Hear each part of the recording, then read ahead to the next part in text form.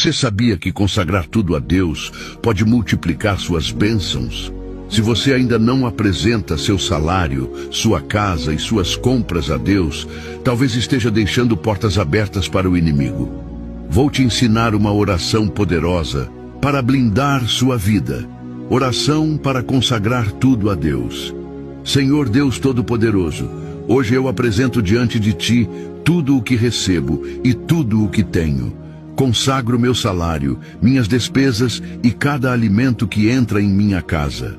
Que tudo o que eu toque seja multiplicado por 70 vezes 7, como prometeste na Tua palavra.